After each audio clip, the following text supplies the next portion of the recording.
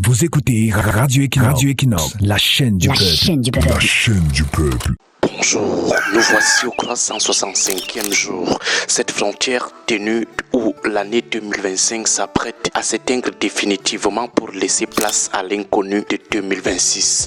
En ces heures ultimes, l'esprit humain ne peut qu'être confus. Dans quelques heures, 2026 s'invitera dans nos vies. Mais comment franchir ce seuil sans être habité par ce tiraillement profond, cette oscillation perpétuelle de l'âme humaine entre hier, aujourd'hui et demain qui nous appelle et nous interpelle. Nous sommes les captifs volontaires d'une triple tension, la rétrospective pour comprendre, la prospective pour prévoir et la perspective pour espérer. C'est là le propre de la condition humaine. Naviguer entre le bilan qui pèse et la projection qui libère, entre la satisfaction du devoir accompli et ce doute fertile qui nous souffle que nous aurions pu mieux faire. C'est la dynamique même de la nature, à la fois cyclique et évolutive. Mais au-delà du tourment de l'esprit vient le temps de la détermination. Au bout du compte, il faut se déterminer. Car si 2025 s'en va se coucher, elle n'emporte pas avec elle la sueur de nos fronts. Nos efforts ne sont pas des reliques, mais des forces agissantes qui irrigueront nos lendemains. En vérité, nous n'avons pas travaillé pour le court terme. Nous avons misé sur la prospérité, celle qui confine à l'éternité.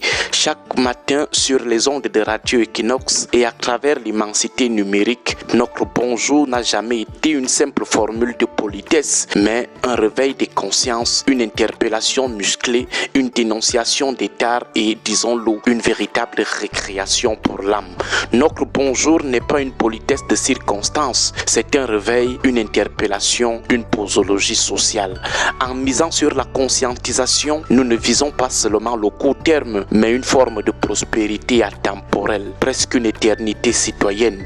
Notre engagement n'est pas une profession, c'est un sacerdoce patriotique. Face à l'état de putréfaction de notre pays, l'indifférence est une forme de complicité. Nous l'avons fait avec nos modestes moyens intellectuels, mais avec une passion dévorante.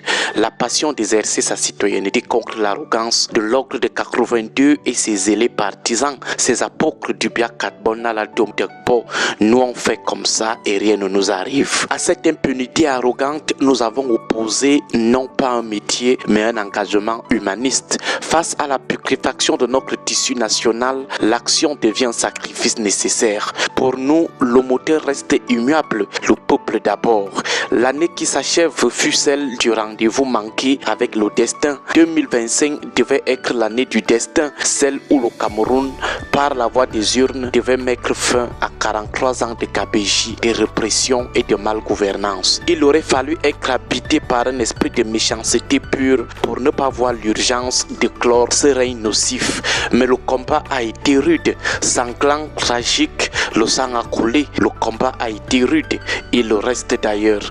Certains l'ont payé de leur vie, d'autres par la torture, la prison ou l'exil. C'est la triste réalité de la finitude des dictatures. Elles se nourrissent de sang jusqu'à leur dernier souffle. Le massacre des jeunes en octobre dernier a brisé les dernières illusions de ceux qui croyaient encore à une transition pacifique. 2025 se referme dans la douleur sous le regard de bourreaux qui, loin de regretter, semblent déjà affûter leurs armes pour la bataille de succession. Dans ce duel épique entre Dieu et le diable au Cameroun, nous en sommes réduits à invoquer le secours des ancêtres. L'année 2026 s'annonce comme une épreuve plus ardue encore, mais ne nous jetons pas dans le vide. La grandeur consiste à avoir l'humilité de reconnaître ses défaillances. On ne peut pas reprendre les mêmes procédés et espérer des résultats différents. Ne partons pas d'un vide pour tomber dans un autre. Nous devons puiser dans ce que nous avons semé. La sagesse commande de ne pas répéter les mêmes procédés en espérant des miracles.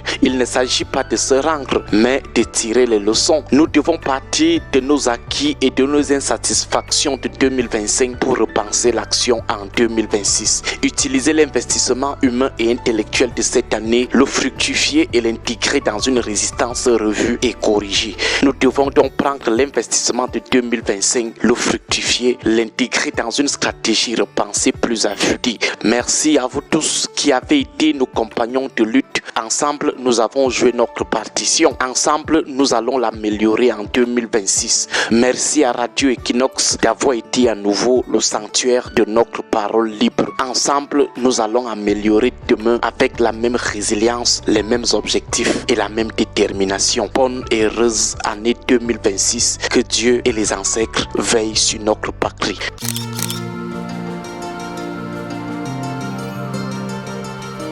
Caméra de rue.